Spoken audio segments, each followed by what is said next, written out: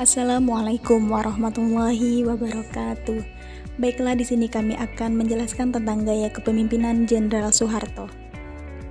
Jenderal Soeharto, Presiden kedua Republik Indonesia, memimpin pada tahun 1967 sampai dengan 1998. Diangkat melalui sidang paripurna Majelis Permusyawaratan Rakyat. Presiden Soeharto merupakan presiden pertama berlatar belakang militer. Meskipun tidak banyak bicara, kebijakan beliau berhasil membuat Indonesia selangkah lebih maju dibanding era sebelumnya. Soeharto terpilih dalam memimpin negara Republik Indonesia selama hampir 7 periode berturut-turut.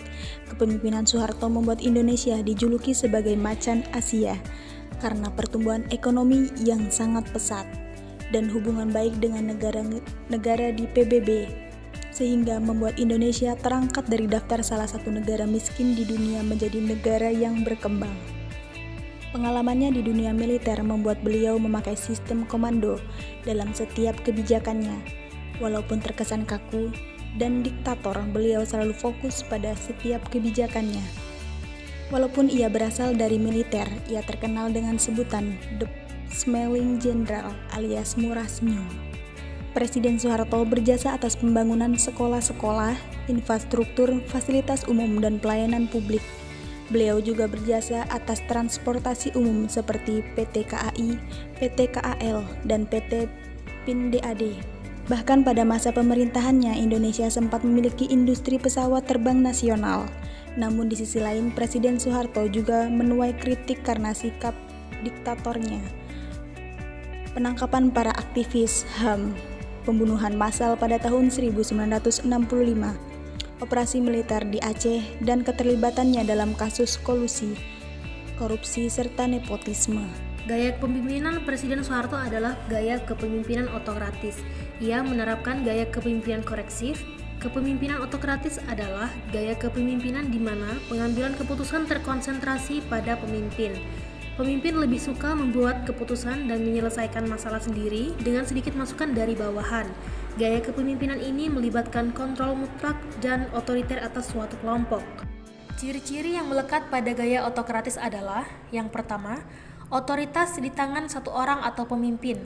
Pemimpin membuat hampir semua keputusan termasuk tentang tujuan tugas proyek dan proses kerja. Yang kedua, pekerjaan cenderung sangat terstruktur dan sangat kaku, hampir mustahil untuk memunculkan kreativitas dan pemikiran. Yang ketiga, pemimpin menerapkan kontrol otoriter dan mengawasi bawahan dengan ketat. Tahun-tahun pemerintahan dipenuhi dengan praktik otoritariat, di mana tentara memiliki peran dominan di dalamnya.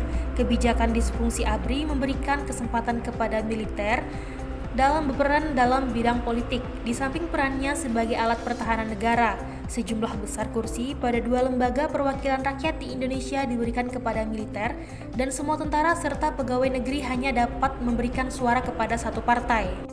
Presiden Soeharto menerapkan gaya kepemimpinan koreksif yang selalu menginginkan agar perintah dan instruksinya dipatuhi orang lain dengan segera, sehingga Soeharto lebih cenderung memusatkan perhatiannya kepada bidang produksi tanpa memperhatikan hubungan dengan bawahannya. Hal tersebut diperjelas dengan sikapnya yang mempunyai visi dan misi, target jangka pendek dan jangka panjangnya yang sangat jelas, mahir dalam strategi, detail, dan pandai dalam menggunakan kesempatan. Pada masa pemerintahan Soeharto, rakyat tidak bebas dalam mengeluarkan suara. Kebebasan rakyat dibatasi dengan banyak aturan. Dalam berorganisasi pun diatur oleh pemerintah secara nyata. Media pers dibuka dengan lahirnya Undang-Undang Pokok Pers Nomor 12 Tahun 1982. Sedangkan demi terwujudnya negara yang bebas dari unsur PKI, Soeharto tak segan dalam memberantas PKI. Tindakan pemberantasan membawa tindakan penghukum mati anggota Partai Komunis di Indonesia yang menyebabkan pembunuhan sistematis pada 15.000 tersangka komunis. Sistem otoriter yang dijalankan Soeharto dalam masa pemerintahannya membuat populer dengan sebutan oleh masyarakat Indonesia disebut dengan sistem ABS atau asal bapak senang. Soeharto dinilai sebagai satu-satunya presiden di Indonesia yang mempunyai kekuasaan penuh dibandingkan pemimpin lain pada pemimpin terdahulu atau sesudahnya. Hal ini tergambar dari besarnya pengaruh Presiden kedua RI selama memerintah. Soeharto bisa berkuasa penuh karena dukungan ABRI, Golkar sebagai partainya hanya menduduki kursi di DPR dan MPR untuk memberikan legalitas kepada pemerintah Orde Baru. Meski begitu, pada 10 tahun pertama pemerintahannya tidak ada ribut, sebab ada kepastian dan hasil pembangunan yang dilakukan Presiden Soeharto.